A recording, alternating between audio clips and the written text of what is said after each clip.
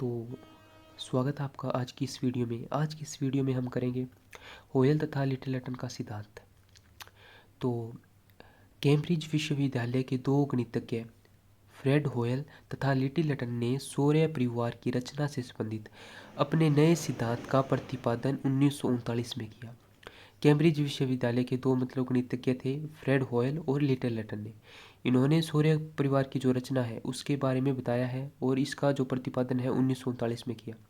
जो इनका सिद्धांत है वो न्यूक्लियर फिजिक्स से संबंधित है तथा इसकी जो व्याख्या की गई है वो नेचर ऑफ द यूनिवर्स में की गई है। ठीक है, इस क्या क्या याद रखना है, 1939 में होयल तथा लिटिल का सिद्धांत है। ठीक है, गणितज्ञ ये थे ये दोनों। ठीक है, और और जो ये सिद्धांत किससे संबंधित है, न्यूक्लियर फिजिक्स से संबंधित है तथा इसकी व्याख्या उन्होंने अपने निबंध नेचर ऑफ द यूनिवर्स में की है। यानी इसकी व्याख्या किस में की है इन्होंने, नेचर ऑफ द यूनिवर्स में। ठीक है, लिटिल के अनुसार जीन्स की परिकल्पना की प्रक्रिया तथा ग्रहों के बीच की दूरी का दोष दूर किया जा सकता है। लिटिल के अनुसार ब्रह्मांड में केवल दो तारे नहीं थे वरन तीन तारे थे, सूर्य, उसका साथी तारा तथा पास आता हुआ एक अन्य तारा। ठीक है, इसने जो लिटिल है, लिटिल ने भी रसेल की तरह है क्या किया है, जेम्स जीन्स की जो परिकल्पना है उसमें संशोधन यानी उसको सही करने के लिए अब जो ये जो सिद्धांत है वो इसकी रूपरेखा बनाई है। ठीक है, और इसने तीन तारे माने हैं, सूर्य, साथी तारा, कंपेनियन स्टार और इसका अन्य तारा वो पता नहीं कहाँ बात की इसने। साथी तारा सूर्य से अधिक दूर तथा विशाल था। जो साथी तारा है सूर्य से अधिक दूर था और विशाल था। इस प्रकार साथी तारे के विघटन से प्राप्त पदार्थों से ग्रहों का निर्माण हुआ। इसने क्या माना, इसने माना एक सूर्य था, एक सुपरनोवा, ठीक है, कंपेनियन स्टार था। ये कंपेनियन स्टार सूर्य से बड़ा था, सूर्य से बड़ा था। ठीक है, तो इस सुपरनोवा में क्या हुआ, इस सुपरनोवा का विस्फोट हुआ यानी विघटन हुआ। तो इसके विघटन होने से ये टूट गया, बिखर गया। ठीक है, और बिखर कर क्या करने लगा, ये सूर्य का चक्कर लगाने लगा और इससे क्या हुआ, और ये जो इसका बिखरा हुआ पदार्थ है उनसे ग्रह बने और ये सूर्य के चक्कर लगाने लगे। ठीक है, साथी तारा सूर्य से अधिक दूर था। इस साथी तारे के विघटन से प्राप्त पदार्थों से ग्रहों का निर्माण हुआ तथा ग्रह सूर्य से अधिक दूर हो गए। ठीक है, वे ग्रह और दूर हो गए।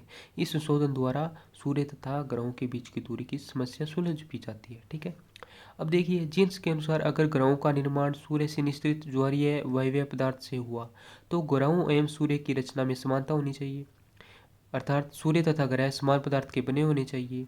ठीक है, परंतु वास्तव में ऐसा नहीं है क्योंकि जो सूर्य है वो किससे, हल्के तत्वों से मिलकर बना है। ठीक है, और जो जिसमें है हाइड्रोजन और हीलियम, जबकि जो ग्रह हैं वो भारी तत्वों से मिलकर बने हैं जैसे कि लोहा, सिलिकॉन, एल्यूमिनियम। ठीक है, तो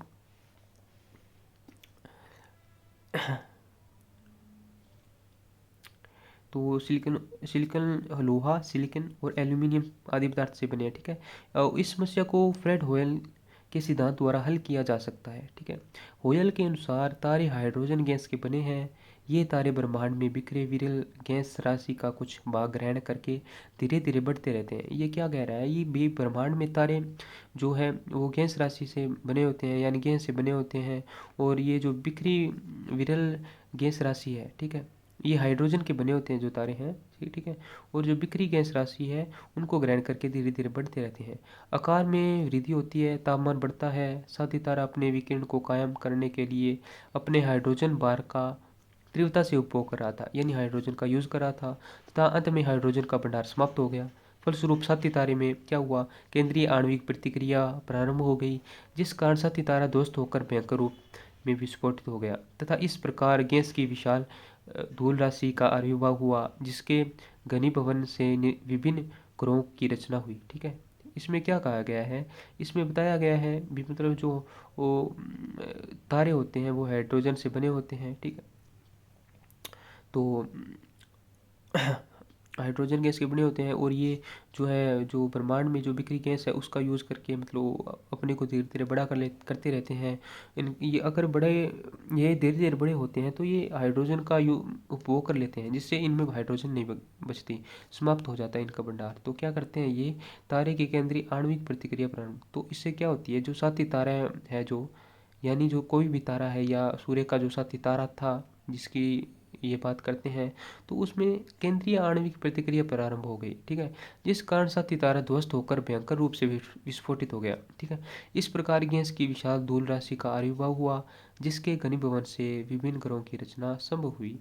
जब साथी तारे का भयंकर विस्फोट हुआ तो भयंकर विस्फोट के परावर्तन की ने साथी तारे के गर्भ भाग को सूर्य की गुरुत्वाकर्षण शक्ति के बाहर कर दिया, ठीक है, तथा गैस का अवशेष भाग बचा रहा, जिससे गोलाकार गतिशील तस्तरी का निर्माण हुआ जो कि सूर्य का चक्कर लगाने लगी।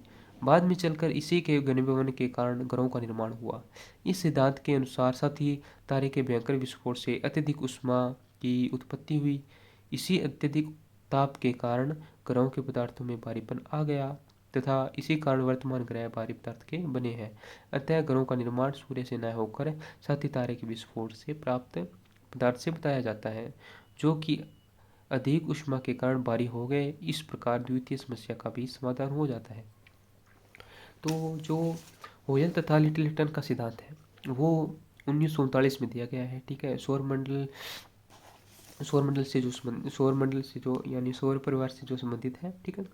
और इनका जो सिद्धांत है वो न्यूक्लियर फिजिक्स है उससे संबंधित है, ठीक है।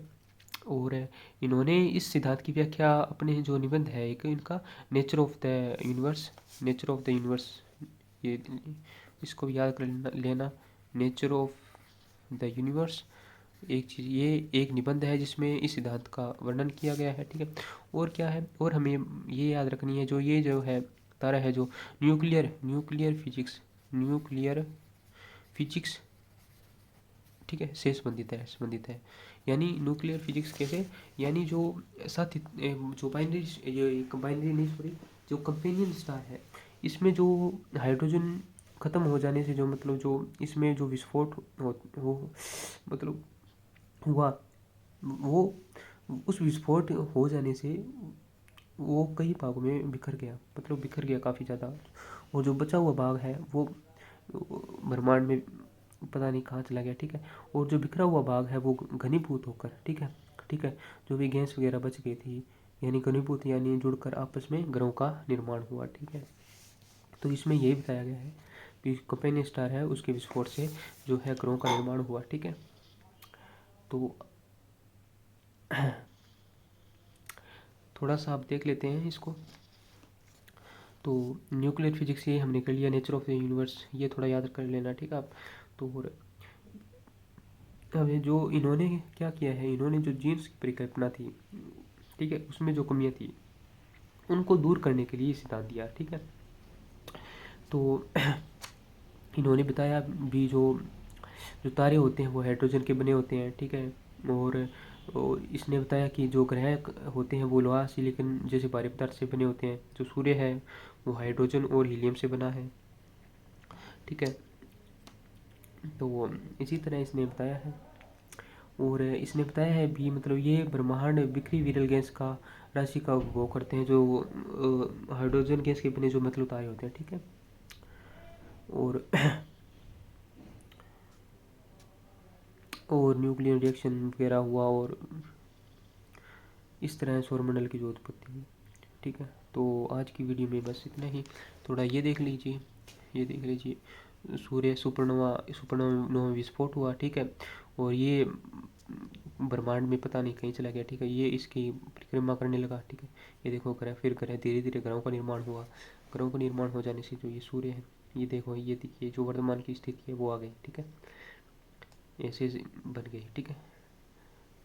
तो आज की वीडियो में बस इतना ही। धन्यवाद।